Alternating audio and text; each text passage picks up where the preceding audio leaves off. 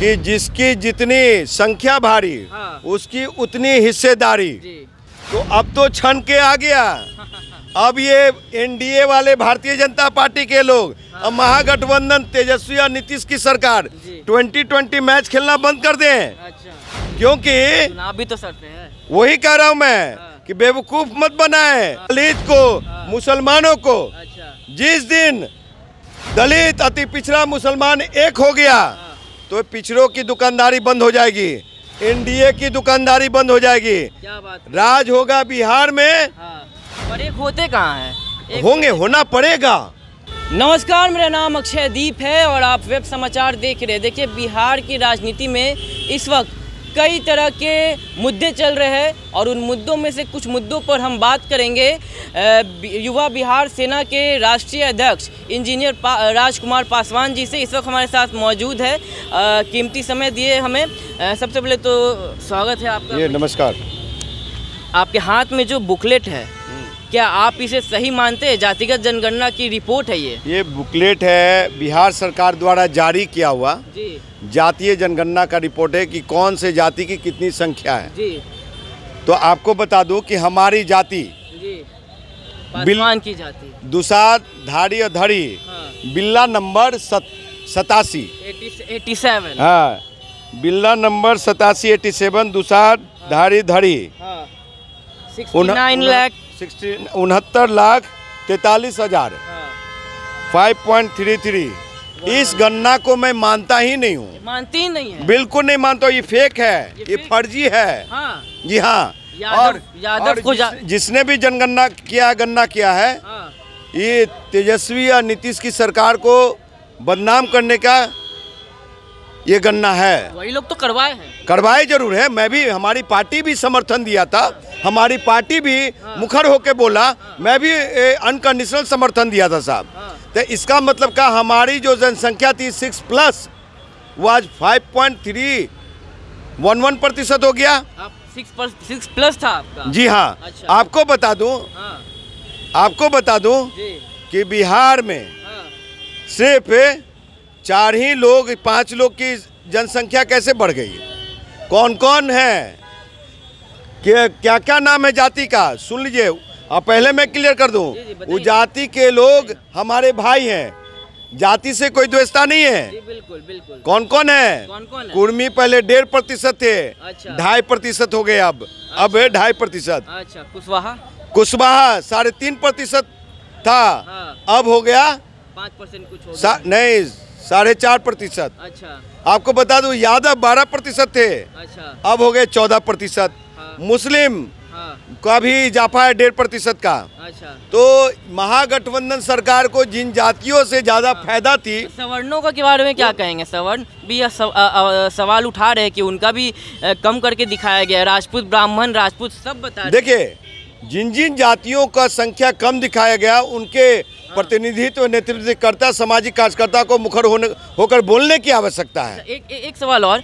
कायस्थ लाला जी पटना में 4.5 लाख है। बताइए। सुनिए, मुजफ्फरपुर आप काउंट कर लीजिए, सिवान चले जाइए, गन्ना तो सही ढंग से कीजिए। सबसे कम बताया गया। दरभंगा चले जाइए, कायस्थ समाज आपको मिलेगा तो ना के बराबर दिखाया गया है। 80,000 लोगों को नियुक्त किया गया था, शिक्षकों को भी नियुक्त किया गया था, पर कई लोग कह रहे कि हमारे घर तो आया ही नहीं।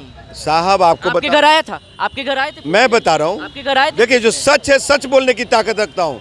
मेरे घर मकान गिनने आए थे। मकान खाली गिने और ये नहीं पूछा कि आपके घर में सदस्य है तो कितने सदस्य हैं, कहाँ है, दिल्ली में है, पंजाब में रोजी रोजगार करने गया है कि कहाँ है, ये नहीं पूछा। 17 सवाल था, 17 का 17 सवाल पूछा गया। एकदम नहीं पूछा गया। कुछ नहीं पूछा, एकदम नहीं पूछा गया। मकानों की गिनती होके चली गई। बिल्कुल बिल्कुल साहब, हमारे आंकड़े दूसरा जाति की आंकड़ा बता रहा हूँ। आप बिहार के किसी जिला में जाइए, जहाँ यादव 500 घर है वहाँ पे 400 घर दुसाध भी है। अच्छा। जहाँ जिस जिले में, जिस गांव में, जिस पंचायत में, जिस कस्बे में 500 घर दुसाध है वहाँ पे 400 घर यादव भी है। तो साहब ही वो लोग की संख्या बढ़ गई, हमारी संख्या घट गई। हाँ, अरे इस आंकड़े को अगर नहीं समझना चाहते हैं तो और एक आंकड़ा समझ लीजिए। बताइए ना। समझ गए? बताइए ना। यानी कि 2011 के बाद अगर शादी किए सभी समाज के बेटा लोग, तो सबसे ज्यादा बच्चा पैदा किया यादव, कुर्मी, कुशवाहा, मुस्लिम ही, और किसी जाति समाज का बेटा नहीं किया। या फिर वो लोग पलायन कर गए क्या? हाँ, पलायन कर गए क्या? मेरा दुसाध का बेटा लोग नहीं किया बच्चा पैदा। तो ये जिस समय लालू प्रसाद यादव जी अपने परिवार बढ़ाने के लिए 9 बच्चे पैदा कर रहे थे, तो उस समय पासवान जाति में भी 9 बच्चे पैदा किया जाता था, 6 किया जाता था, 9, 5 किया जाता था, 7 किया जाता था, 3 किया। तो आज भी जो रेशियो है ना सर, 5 से 3 का है। तो ऐसा तो नहीं कि हाईकोर्ट में मामला चल रहा था तो हड़बड़ाहट में बिहार सरकार ने ये आंकड़ा जारी कर दिया गया कि दोबारा कहीं रोक ना लगा? अरे भैया, बहुत जल्दीबाजी में क्यों थी सरकार? बहुत जल्द समझ के पढ़े।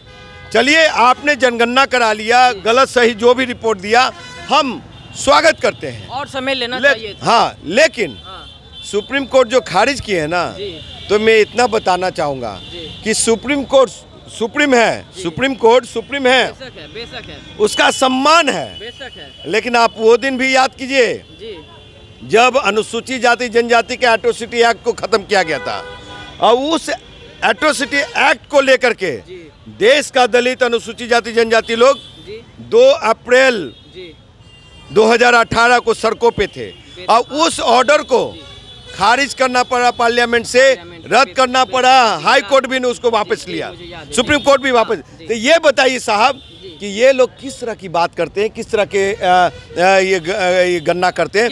सुन लीजिए, बाबा साहब आम्बेडकर ने कहा था कि देश में ही अगर समाज खतरे में हो, जाति खतरे में हो, तो हम जाति के साथ खड़ा रहेंगे। तो इंजीनियर राजकुमार पासवान भी समाज और जाति के साथ खड़ा है। क्या लग रहा है, जिसकी जितनी हिस्सेदारी उसकी उतनी भागीदारी, अब क्या लग रहा है, अब ऐसा आंकड़ा आया है तो क्या आरक्षण में भी कुछ फर्क पड़ेगा? क्या सरकार ऐसा कुछ कर सकती है? देखिए, मान्यवर काशीराम जी ने कहा था, क्या कहा था सर, कि जिसकी जितनी संख्या भारी उसकी उतनी हिस्सेदारी। तो अब तो छन के आ गया। अब ये एनडीए वाले भारतीय जनता पार्टी के लोग, अब महागठबंधन तेजस्वी और नीतीश की सरकार 2020 मैच खेलना बंद कर दें। क्योंकि चुनाव भी तो सरते हैं। वही कह रहा हूँ मैं कि बेवकूफ मत बनाए दलित को, मुसलमानों को। जिस दिन दलित, अति पिछड़ा, मुसलमान एक हो गया तो पिछड़ों की दुकानदारी बंद हो जाएगी, एनडीए की दुकानदारी बंद हो जाएगी। क्या बात, राज होगा बिहार में। पर एक होते कहाँ हैं? होंगे, होना पड़ेगा, सब तो आपस साहब होना पड़ेगा अपने हक अधिकार के लिए। सुन लीजिए, सब तो अपनी अपनी पार्टी। अनुसूचित जाति जनजाति बिहार में 20% है, 20+ जी। तो अब परिसीमन करवाइए नीतीश कुमार जी, तेजस्वी भाई परिसीमन कराइए। और ये भाजपा के, भारतीय जनता पार्टी भाजपा के लोग, ये लोग परिसीमन कराइए। क्योंकि परिसीमन के तहत अब जो लोकसभा की सीटें हैं 40, वो बढ़ करके 8-9 होगा। जी बिल्कुल। कब देंगे आप? दीजिए। और 2025 में जो 243 सीटें हैं उसके अनुसार 38 से 40 सीटें हैं रिजर्व। अब 60 सीटें देना पड़ेगा। दीजिए, भागीदारी चाहिए। और कब? इंजीनियर राजकुमार पासवान को मुख्यमंत्री बना रहे हैं, एमपी बना रहे हैं, विधायक बना रहे हैं। बनाइए, बनाना पड़ेगा। क्योंकि आप 35-37 वर्षों से पिछड़ों की सरकार है बिहार में। कौन कौन? 90 के दशक से लालू प्रसाद यादव जी, 2005 तक आप चले राबड़ी देवी जी, उसके बाद 5 के बाद नीतीश कुमार जी, सुशील कुमार मोदी जी। भाजपा को मैं नहीं छोड़ेंगे उप मुख्यमंत्री के तौर पे। 17 साल 18 महीने के लिए जीतन जी राम। तो आपको बता दूं कि ये अब नहीं चलेगा। भागीदारी सुनिश्चित कीजिए भाई, आपकी टर्म खत्म। बिहार में यादवों के बाद सबसे बड़ा ताकतवर अगर कोई जाति है, संख्या में ज्यादा है, तो दुसाध है। अब तो मेरी बारी है। आप भी एक पार्टी के राष्ट्रीय अध्यक्ष है, आप क्या अपने जो संगठन के लोग हैं उन सबको एकजुट करेंगे? क्या इसके खिलाफ लड़ाई लड़ेंगे? साहब, मैं पूरे बिहार में जाऊंगा। दलित, दुसाध, धारी, धड़ी, हर वर्ग युवा संवाद करूंगा। पूछूंगा मैं कि मकान गिनने के बाद कितने टीचर आए थे, आपके घर पे 17 सवाल हुए थे कि नहीं हुए थे? इंडिया टुडे का रिपोर्ट आया है, उसमें कहा गया है कि 100 में से 55 लोगों ने कहा है कि उनके घर लोग आए ही नहीं आए। मैं जानता हूँ ना, रिपोर्ट आया, मैं जानता हूँ साहब। मैंने भी ये सर्वे किया, पब्लिक ओपिनियन किया, लोगों से, पटना के लोगों से मैंने पूछा, 10 में से 7 लोग बोले कि आए ही नहीं, लोग नहीं आए, बिल्कुल नहीं आए। ये फेक है, ये जो है ना, ये बिहार सरकार, ये फेक है, फर्जी है। क्या इसके पीछे की क्या राजनीति हो सकती है? मनसा है, द्वेषता वाली राजनीति। हमारा नेतृत्व रामविलास पासवान जी ने किया, वो उनसे इन लोगों का कुछ मतभेद, मोटाव राजनीति, कुर्सी का खेल रहा, उसमें हमारे ये 8 से 9% संख्या हो सकती है।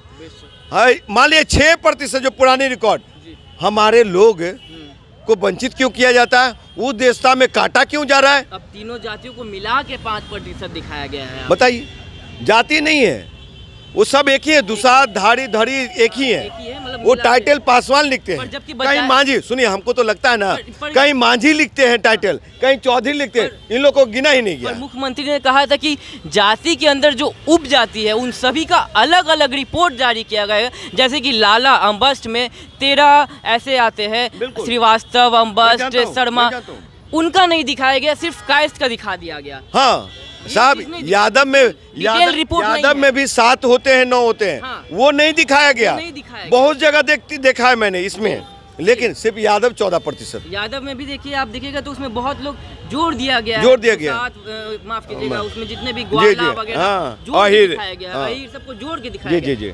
24 को देख के मद्देनजर रखते हुए, 24 के चुनाव के मद्देनजर रखते हुए बिल्कुल खेला किया गया है, खेला किया। और आपको बता दूं, भारतीय जनता पार्टी के जो ये माननीय विधायक हैं, ये कहते हैं क्या कि हिंदू राज्य बनाया जाना चाहिए। जी, बचौल जी का अभी बयान आया है, हाँ। उन्होंने देख लिया कि 82% हिंदू है बिहार में, तो उनको लग रहा है कि अब बिहार हिंदू राज्य बनना चाहिए। देखिए, माननीय विधायक बचौल साहब की दुकानदारी बंद होने वाली है, भारतीय जनता पार्टी का चाल चरित्र चेहरा सामने आ चुका है। अच्छा। नेता प्रतिपक्ष विपक्ष में बैठने वाले सरकार में ही लोग भी हैं, ये भी हैं।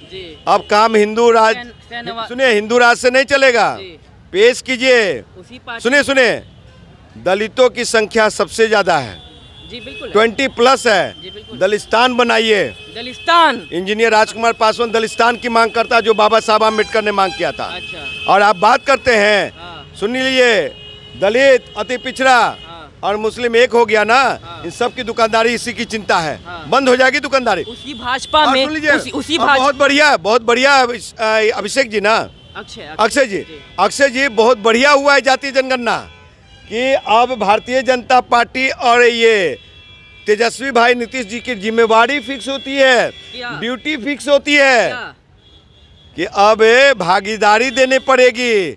इनकी भागीदारी की बारी चली गई, अब दलितों को, पिछड़ों को, मुसलमानों को भागीदारी दीजिए।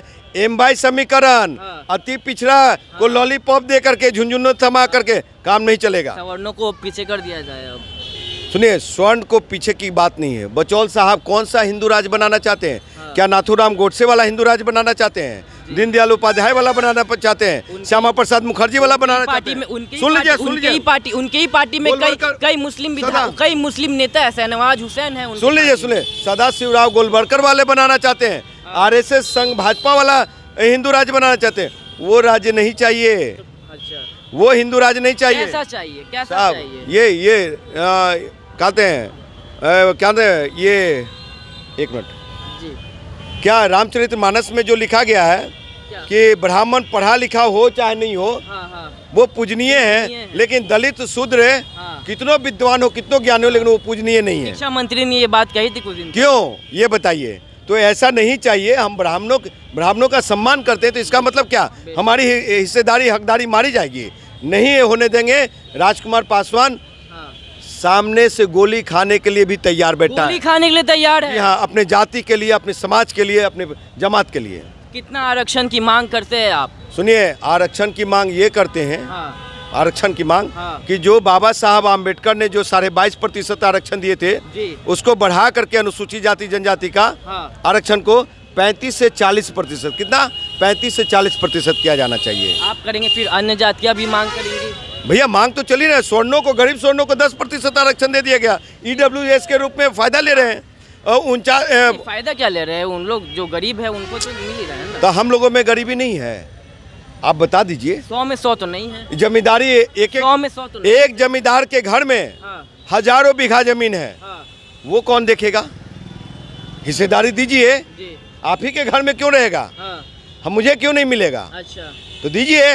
और ये जमीन किसके हैं? हमारे हैं, हम यहाँ के मूल निवासी हैं। अच्छा। बाकी लोग तो आरिस से आए हुए, बाहर से आए हुए लोग हैं। जाते जाते एक बात और कहेंगे, हाजीपुर से आपने 2 बार लोकसभा चुनाव लड़ा, क्या आप फिर जा रहे हैं चुनाव लड़ने?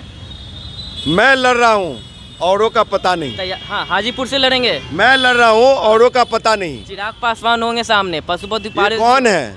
मैं नहीं जानता। सांसद है, ना काम करने वाले, ना काम करने वाले निकम्मे सांसद का नाम ले रहे हैं। क्या बात कर? जमुई में कोई रोल मॉडल पेश नहीं किया। आपको बता दूं कि हाजीपुर में कोई रोल मॉडल पेश नहीं किया।